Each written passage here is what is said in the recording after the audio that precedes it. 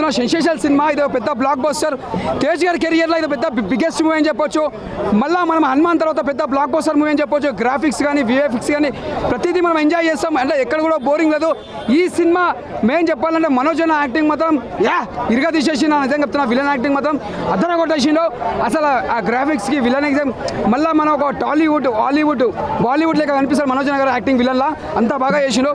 ఇక్కడ శ్రేయ గారు యాక్టింగ్ కూడా చాలా బాగా చేసిండు. తల్లి క్యారెక్టర్ వేసే తేజ్ గారికి ఆమె కూడా బాగా చేసింది. జగపతి గారు యాక్టింగ్ మాత్రం ఇరుగా తీసిండు.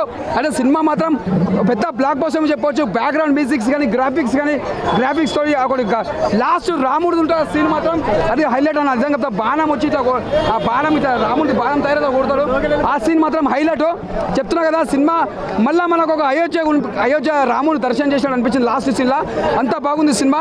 ఇది ఒక సెన్సేషనల్ సినిమా. ఇది ఒక పెద్ద బ్లాక్ బస్టర్ అని చెప్పొచ్చు. జై శ్రీరామ్, జై శ్రీరామ్. చెప్పాలంటే ఇది టీఎఫ్ఐ సినిమా అని చెప్పుకోవచ్చు. కాల్ దగ్గరేసుకొని చెప్పుకోవచ్చు. ఆ లెవెల్లో ఉంది.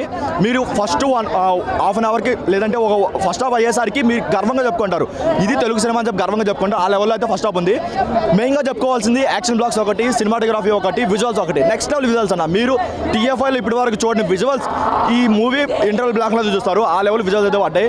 ఏదైతే వాళ్ళు లేపిన ఒక ఆ బర్డ్ సీన్ ఉందో అది నెక్స్ట్ లెవెల్ వచ్చిందన్న. యాక్షన్ బ్లాక్స్ వరకు లేదంటే ఆ విజువల్స్ వరకు నెక్స్ట్ లెవెల్ వచ్చాయి. మీరు పిఎఫ్ఐ దగ్గర నుంచి ఒక 60 crore బడ్జెట్లో మేమైతే ఇంత లెవెల్ అవుట్పుట్ అయితే ఎక్స్పెక్ట్ చేయలేదు. ఆ లెవెల్ అవుట్పుట్ అయితే ఇచ్చారు. అండ్ మెయిన్గా చెప్పుకోవాల్సింది బీజం గురించి. ప్రతి సీన్ కూడా హరి గారు ప్రతి సీన్ లేపారు. అండ్ చెప్పుకోవాల్సింది ఇంకోటి కార్తిక్ గారు ఆయన సినిమాటోగ్రఫీ అయినా లేదంటే టేకింగ్ అయినా సరే నెక్స్ట్ లెవెల్ ఉంది. ప్రతి సీన్ ఎంట్రీలు కూడా ఒక ప్లేస్ చూపించేటప్పుడు ఆయన చూపించే ఒక ఏదైతే విజువల్ ఉందో అది నెక్స్ట్ లెవెల్ అనిపించింది. దాని వరకు ఏంటంటే ఒక టెక్స్ట్ బుక్ అనుకుంటారు కదా, అలా ఉంది అదైతే. కాకపోతే ఒక్క డిసప్పాయింట్మెంట్ ఏంటంటే అందరూ హనుమాన్తో కంపేర్ చేసుకుంటారు. హనుమాన్ రేంజ్లో ఉందని. హనుమాన్ రేంజ్లో ఈ మూవీకి కానీ ఎండింగ్ పడి ఉంటే ఇంకొక హనుమాన్ మించి ఇదైతే అయి ఉండేది. కాకపోతే ఎండింగ్ అనేది కొంచెం రష్గా ఇచ్చేయడం వల్ల అంత సాటిస్ఫై అవ్వలేదు. అండ్ వీళ్ళు చెప్పిన సర్ప్రైజ్ వల్ల కొంచెం ఫైనల్ ఏదైనా ఒక క్యామియో ఉంటుంది లేదంటే ఒక సర్ప్రైజ్ యాక్ట్ ఉంటుందని ఎక్స్పెక్ట్ చేస్తాం. కానీ దాని వరకు కొంచెం డిసప్పాయింట్మెంట్ అయ్యాం. అది తీసేస్తే అన్నెసరీ ఒక పోలీస్ లాగా ఒకటి ఉంది. ఈ రెండు తప్ప ఇంకెక్కడ కూడా ఒక 5-10 minutes ల్యాగ్ లేకుండా చాలా బాగుందన్న. మీరు విజువల్ వైజ్గా ఎంత ఎక్స్ప్రెషన్ పెట్టుకున్నా సార్ దాన్ని మించే ఉంటుంది ఫస్ట్ హాఫ్ అయితే. అండ్ రేటింగ్ విషయానికి వచ్చేస్తే మీరు 2 times చూస్తే ఎంత రేటింగ్ ఇచ్చుకుంటారో అంత రేటింగ్ ఇచ్చుకోవచ్చు మూవీకి అయితే. ఆ లెవెల్లో ఉంది మూవీ. కార్తీక్ అన్న ఏంటన్నా మీలో ఇంత వాడకమా సినిమా?